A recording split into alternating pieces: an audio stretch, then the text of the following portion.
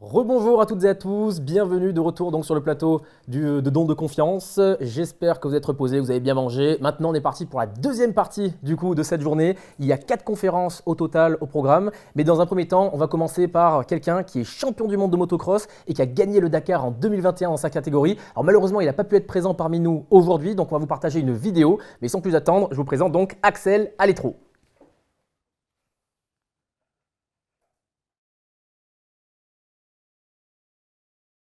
Bonjour à tous, alors ravi d'être avec vous aujourd'hui. Malheureusement pas en live, en présentiel, mais tout de même avec vous, avec cette conférence que je vais pouvoir vous délivrer avec le bonheur du digital. Alors avant de commencer cette intervention, les enfants, j'aimerais déjà vous dire que vous avez vraiment la chance d'être ici aujourd'hui. Je pense que c'est une journée qui est juste incroyable pour vous. Je pense qu'il faut vraiment mesurer que TTA a fait un travail qui est juste extraordinaire. C'est une journée qui vous permet de vous épanouir, d'apprendre des choses, de partager des expériences. Et aujourd'hui, essayez de prendre le maximum, essayez de prendre voilà, tout ce que vous avez pu apprendre et puis réfléchir plus tard quand vous rentrez chez vous à cette journée, tout ce qui a pu être dit. Alors, moi je suis Axel Alétru. Aujourd'hui, je vais vous partager un petit peu mon parcours, mon histoire. Comme vous pouvez le voir, je suis en fauteuil roulant.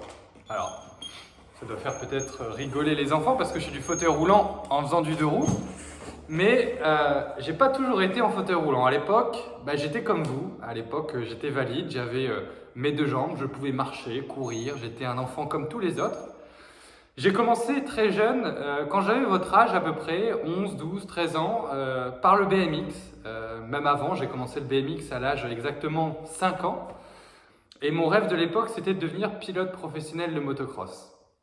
J'allais toujours voir mes parents en disant « Papa, maman, plus tard, je veux être pilote de moto ». Et là, mes parents me disaient « Écoute Axel, c'est bien, il faut croire en tes rêves ».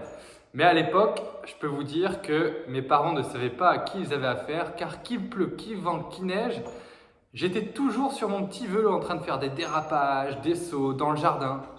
Et au bout d'un moment, mes parents se sont dit, bon Axel, il a l'air d'aimer le sport, on va l'inscrire à un club de BMX. Alors, je ne sais pas si vous connaissez le BMX les enfants, mais le BMX c'est un petit vélo tout-terrain où au lieu de rouler sur le bitume, dans la rue, vous faites un circuit avec des bosses. Et donc quand je commence le BMX, mon père me dit, écoute Axel, si un jour tu es champion d'Europe ou champion du monde de BMX, je t'achèterai une moto. Alors là, évidemment, vous vous doutez bien, les enfants, c'est pas tombé dans l'oreille d'un sourd. 6 ans de BMX, je suis devenu 3 fois champion de France, 3 fois champion d'Europe et 3 fois champion du monde. Et là, évidemment, qu'est-ce que j'ai fait ? Je suis retourné voir mon père et je lui ai dit, alors papa, qu'est-ce qu'on fait maintenant ? Et mon père, il m'a acheté une moto. Il m'a tenu parole, ce qui est déjà une bonne chose. Il m'a acheté une 85 cm3 pour que je puisse commencer par le championnat de France, puis ensuite le championnat régional, le championnat d'Europe, le championnat du monde, jusqu'à devenir vice-champion du monde junior. À ce moment-là, dans ma vie, j'arrive à une étape qui est importante, car j'ai une opportunité de devenir pilote professionnel. Alors, pilote professionnel, les enfants, c'est un métier comme un autre. Sauf que au lieu de travailler par exemple dans un bureau, ou au lieu d'être par exemple gendarme, ou au lieu d'être pompier, ou au lieu d'être prof d'école, là on devient pilote professionnel, c'est-à-dire que son sport, on en fait son métier. Et donc j'ai l'opportunité de faire mon métier, mon sport, ma passion, et donc j'ai cette opportunité qui me tend les bras, ce rêve pour lequel je travaille depuis tout petit.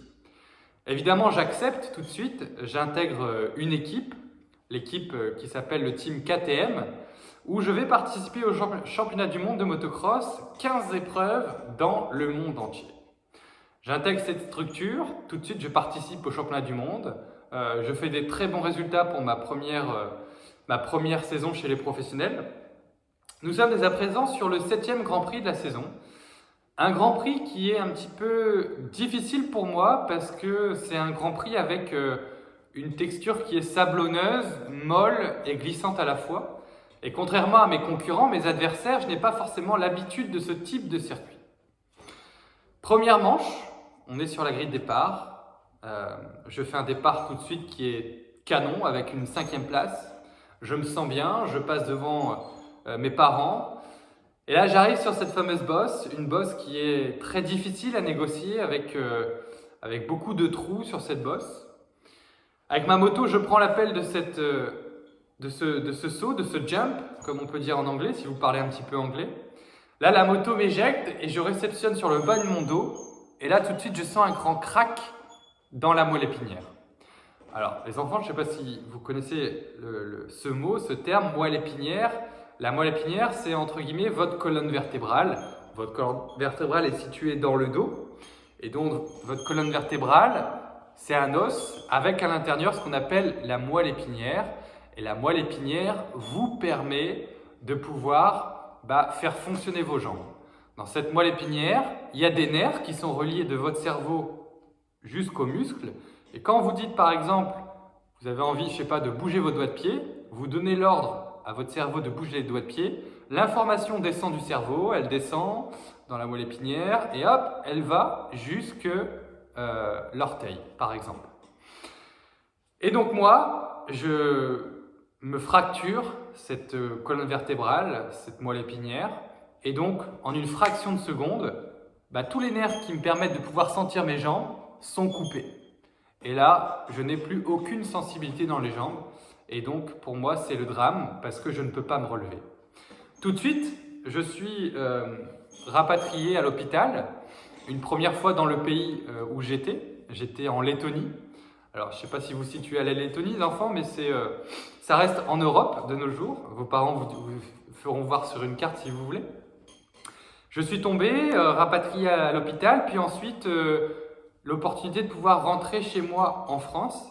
Et arrivé en France, on m'a opéré pour essayer de réparer ma colonne vertébrale. Alors le chirurgien, avec son équipe, essaye de mettre des plaques, essaye de reconsolider, reconnecter les nerfs pour que je puisse essayer de récupérer. Malheureusement, le médecin me dit que ma colonne vertébrale est vraiment très endommagée et que le médecin ne peut pas me dire si un jour je pourrais me remettre debout parce que malheureusement, les nerfs que vous avez dans votre colonne vertébrale ne peuvent pas repousser. C'est pas comme des cheveux ou comme une barbe par exemple. Si vous coupez vos cheveux, ils peuvent tout simplement repousser dans 1 mois, dans 2 mois. Alors que là, les nerfs, quand ils sont coupés, ils ne peuvent pas se reconnecter tout seuls. Une fois qu'ils sont coupés, certains vont pouvoir repousser, certains ne repousseront jamais. Et donc, je pars en rééducation. Alors, pour vous expliquer la rééducation, peut-être que vous en avez déjà eu. La rééducation, c'est une sorte d'hôpital où tous les jours, vous allez devoir travailler exclusivement sur des muscles. On a un kiné, on appelle ça un kiné, qui tous les jours vous fait travailler, par exemple, des exercices pour que vous puissiez essayer de récupérer au maximum. En fait, au lieu de faire du sport, vous travaillez, par exemple, avec l'aide de ce kiné, le muscle de la jambe de droite, par exemple, le muscle de la jambe de gauche. Et dans ce centre de rééducation, on va essayer de faire le maximum pour que vous puissiez récupérer, entre guillemets, guérir, pour ensuite sortir du centre de rééducation, peut-être en remarchant, si avec le kiné, on a réussi à travailler comme il fallait. Je pars donc en rééducation pendant presque 2 ans, où au bout de quelques mois, avec mon kiné, tout doucement, je commence à travailler la cuisse de gauche qui commence à se réveiller. Donc j'ai un muscle qui commence à potentiellement se réveiller et donc la reconnexion avec le nerf de mon cerveau jusque la cuisse commence un petit peu à repousser. Donc tout doucement, j'arrive à contracter la cuisse de gauche. Puis ensuite, j'arrive à bouger la jambe de droite. Et au bout d'un certain temps, j'arrive même à me remettre debout dans l'eau. Alors, vous savez, en rééducation, on fait toutes sortes de choses. On travaille sur des machines de musculation, comme vous avez déjà vu peut-être en salle de sport. On travaille parfois sur une table de kiné, où on est allongé, et le kiné vous fait faire des exercices. Ou aussi, on peut vous faire travailler, par exemple, dans l'eau. On appelle ça une balnéothérapie. Donc, c'est comme une piscine, sauf qu'au lieu d'aller nager dans cette piscine, vous allez travailler les muscles que vous ne pouvez pas faire, par exemple, à sec sur une table de kiné. En fait, vous avez peut-être tous déjà été dans l'eau. Quand vous êtes dans l'eau, vous avez l'impression de flotter. Vous avez l'impression d'être un peu plus léger. Et donc, avec l'aide de l'apesanteur de l'eau, on peut, avec la kiné, travailler des muscles que je ne peux pas faire à sec sur une table de kiné. Et donc, dans l'eau, je commence à bouger ma jambe de gauche, puis ma jambe de droite, et ensuite une première victoire où j'arrive à me mettre debout dans l'eau. Alors, quand je dis debout dans l'eau, c'est avec beaucoup de force sur les bras, parce que j'ai des barres parallèles, de l'eau jusqu'au cou, mais pour moi, un énorme moyen de me donner espoir pour la suite et une première victoire parce que c'était la première fois après cet accident que je pouvais me remettre debout dans cette nouvelle vie. Alors évidemment, tout de suite quand je suis debout, c'est beaucoup un sentiment de victoire, c'est beaucoup d'espoir pour la suite, ça me donne vraiment envie de continuer à travailler. Mais au fur et à mesure des séances, on descend l'eau jusque la poitrine, puis ensuite jusque la taille, et puis ensuite les séances s'enchaînent et malheureusement, je ne progresse pas. Comme je vous l'ai dit, les nerfs parfois ne peuvent pas récupérer et donc j'arrive à bouger mes muscles des jambes au niveau des cuisses, mais je ne récupère pas toute la partie en dessous des genoux. Et donc pour ça, au lieu d'attendre que ces muscles peut-être ne récupèrent jamais, j'ai décidé avec un orthoprothésiste, alors je vais vous expliquer ce que c'est un orthoprothésiste. Un orthoprothésiste, c'est quelqu'un qui vous confectionne des attelles, des corsets, toutes sortes de choses pour essayer de pouvoir pallier à des muscles qui sont paralysés ou des membres qui sont amputés. Peut-être que vous avez déjà vu dans la rue ou chez le docteur ou à l'hôpital ou à la télé ou dans des magazines des personnes qui ont perdu par exemple une main ou qui ont perdu un bras ou qui ont perdu une jambe. Ces personnes-là, on leur remet une prothèse, on appelle ça, donc une fausse jambe, pour que ces personnes-là puissent pouvoir remarcher. Et donc, ces personnes qui confectionnent des prothèses, des fausses jambes, etc., ça s'appelle un orthoprothésiste. Et donc moi, je vais voir cet orthoprothésiste où je lui explique qu'il faudrait essayer de trouver des prothèses pour pallier à mes muscles qui sont paralysés. Donc, au lieu d'avoir une jambe qui ne fonctionne plus, essayer d'avoir une attelle qui me permet de tenir mes chevilles à 90 degrés. Comme mes muscles en dessous des genoux ne fonctionnent pas, sont paralysés, sont toujours pas reconnectés, avec cet orthoprothésiste, on confectionne ce qu'on appelle une prothèse pour tenir mes chevilles à 90 degrés. Et donc, cette prothèse va faire office du rôle des mollets, où cette fois, je vais pouvoir me remettre non plus debout dans l'eau, mais cette fois avec l'aide de ces attelles, debout entre les barres parallèles sur la terre ferme. Et donc, ma kiné, Gaëlle se met en face de moi, je prends de l'élan, et là, paf, j'arrive à me remettre debout entre les barres parallèles. Alors évidemment, les enfants avec beaucoup de force, mais j'arrive à me remettre entre ces barres parallèles, puis faire un petit pas, tout doucement, puis un deuxième, puis un troisième, puis un aller, puis un retour, puis enchaîner les centaines d'allers-retours. En fait, le but, c'était pour moi d'apprendre à réapprendre à finalement marcher, un peu comme quand vous étiez bébé. Un bébé ne sait pas marcher. Là, j'ai dû réapprendre à marcher avec ces attelles, en trouvant des solutions pour m'adapter, pour essayer d'avoir une marche qui est la plus naturelle possible.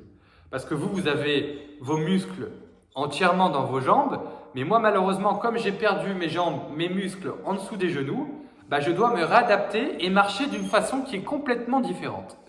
Et donc je fais un aller, puis un retour, puis j'enchaîne les centaines d'allers-retours pour finalement, au bout de 2 ans, pouvoir me remettre debout avec ces attelles et marcher avec une béquille ou même 0 béquille comme vous pouvez le voir. Alors comme vous pouvez le voir, je ne marche plus comme avant car j'ai dû pallier à certaines choses, mais je peux me déplacer et faire quelques mètres. Ça me permet de pouvoir d'être un petit peu autonome et pouvoir me mettre debout comme vraiment bon me semble. Au bout de 2 ans, parce que je suis resté 2 ans dans ce centre de rééducation, j'ai pu sortir et rentrer chez moi pour la première fois. Ça a été un bouleversement parce que pour moi j'étais à l'époque, avant mon accident, j'étais pilote de motocross professionnel. Et là, dans cette nouvelle vie, bah, j'ai dû me reconstruire. J'ai dû arrêter la moto malheureusement parce que malgré mon handicap, et malgré le fait que j'ai récupéré quelques muscles, je peux tout de même rouler en moto mais plus faire de compétition. Et donc j'ai dû arrêter mon métier et trouver des solutions pour me reconstruire dans ma nouvelle vie. C'est-à-dire, j'avais le choix de soit retourner à l'école parce que je n'avais que 22 ans, ou d'un autre choix, continuer le sport parce que le sport c'était quelque chose que j'appréciais énormément. Et donc j'ai décidé de me relancer dans un sport pour me reconstruire dans cette nouvelle vie. Ce sport c'était la natation. Alors peut-être que dans le groupe ici il y a des nageurs, mais le fait de nager pour moi c'était quelque chose d'hyper important parce que comme je vous l'ai dit, nager c'était une sensation de liberté. Être dans l'eau c'est une sensation de flottaison, une sensation de bien-être. Et donc j'ai vraiment voulu me reconstruire dans ce sport pour prouver que malgré le handicap, je pouvais devenir une nouvelle fois un champion. Alors je me suis lancé le défi d'aller aux Jeux paralympiques de Rio 2016. Alors peut-être que les enfants vous connaissez ou ne connaissez pas, mais il y a les Jeux olympiques que vous avez peut-être vus à la télé l'année dernière ou cet hiver pour les personnes valides. Mais de nos jours, il existe les Jeux paralympiques. Et donc les Jeux paralympiques, c'est les JO, mais pour les personnes qui ont eu un accident comme le mien. Parce que, évidemment, avec l'accident que j'ai eu en natation, même si je peux nager seulement avec les bras, je n'ai aucune propulsion sur les pieds, je ne peux plus faire de battement de jambes, je ne peux plus plonger, je ne peux plus faire demi-tour. Et donc, vous vous doutez bien que je ne pourrai pas faire face à des valides adversaires qui, eux, peuvent plonger, faire des demi-tours, tout ça. Et donc, on a créé, il y a, je dirais, une trentaine d'années à peu près, les Jeux paralympiques. Et donc, les Jeux paralympiques sont faits pour les personnes qui ont eu un accident, où toutes ces personnes-là sont classées dans des catégories selon leur handicap. Parce qu'évidemment, on ne va pas mettre une personne qui est paralysée au niveau de ses jambes avec une personne qui a la main coupée, par exemple.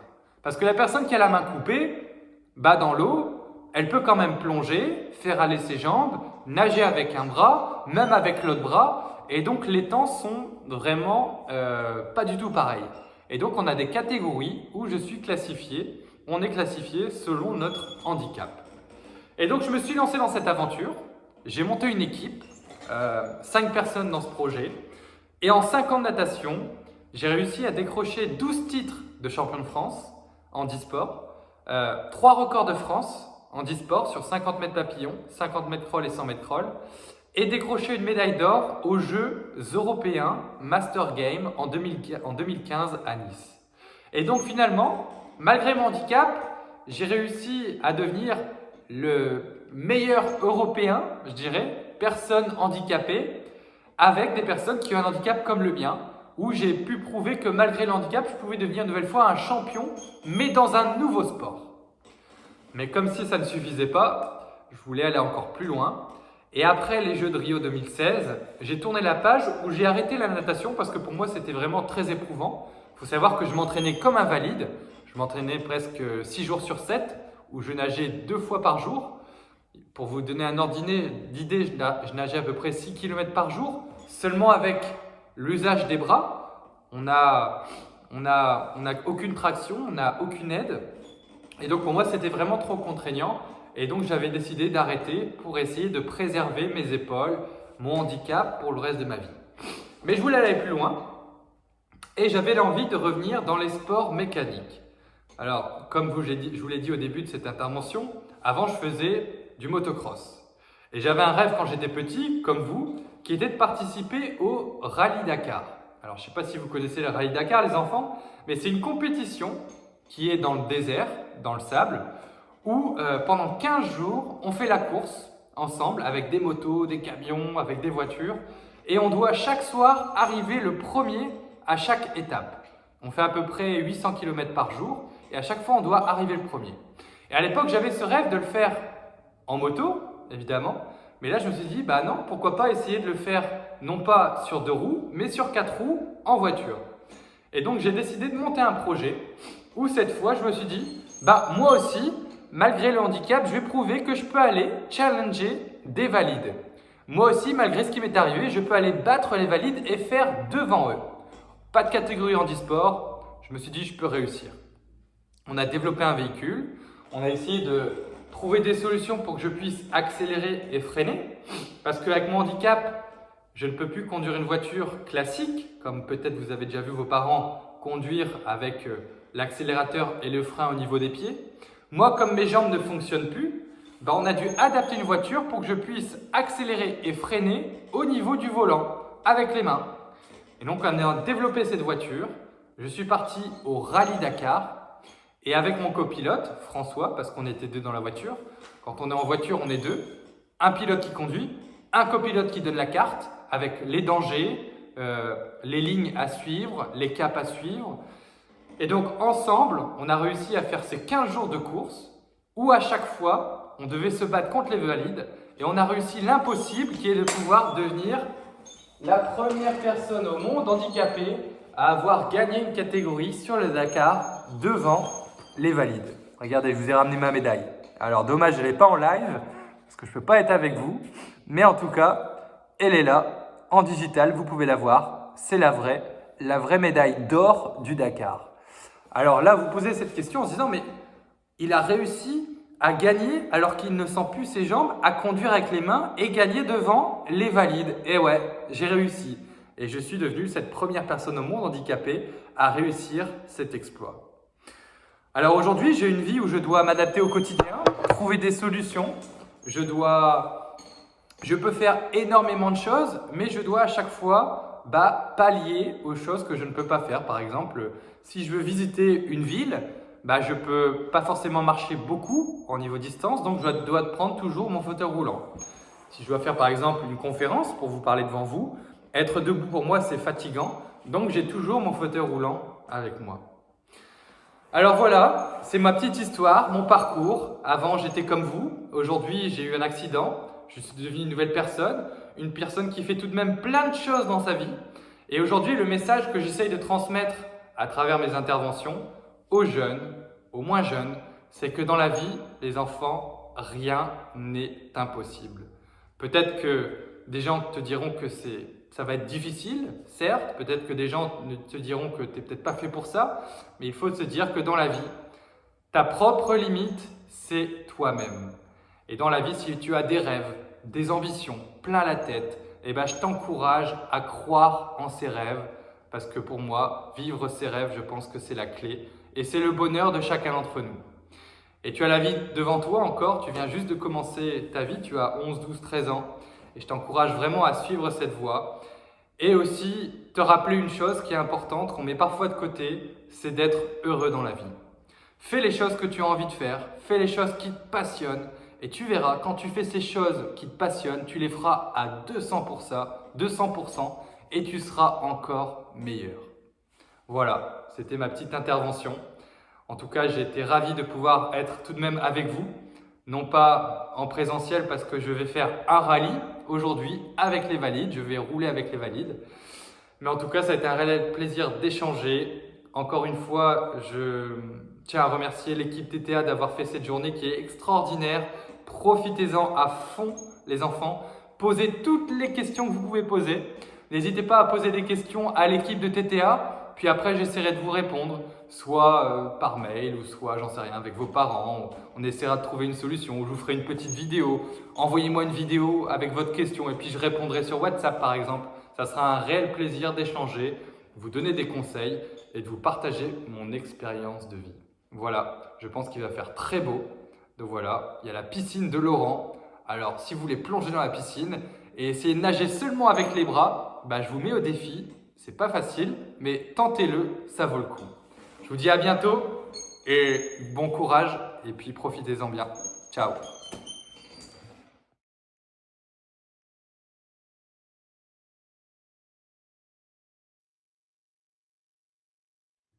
Merci Axel. Alors malheureusement, encore une fois, Axel n'est pas présent pour répondre à toutes les questions en live, mais comme il a dit, si jamais vous avez des questions, si vous avez envie aujourd'hui de lui demander des choses ou autre, vous pouvez directement lui envoyer un message sur son WhatsApp. On vous donnera son WhatsApp ou son email. Donc n'hésitez pas. J'imagine que ça vous a quand même motivé un petit peu. Ça vous montre qu'aujourd'hui tout est possible. Quand on voit son parcours, etc., c'est vrai que c'est incroyable. Donc n'hésitez pas. Là, on va à nouveau se dispatcher pour les différents groupes. Donc vous prenez tous vos équipes. Et pour ceux qui sont sur YouTube, on se retrouve juste après directement pour la prochaine conférence. Donc je vous dis à tout de suite et allez dans vos groupes.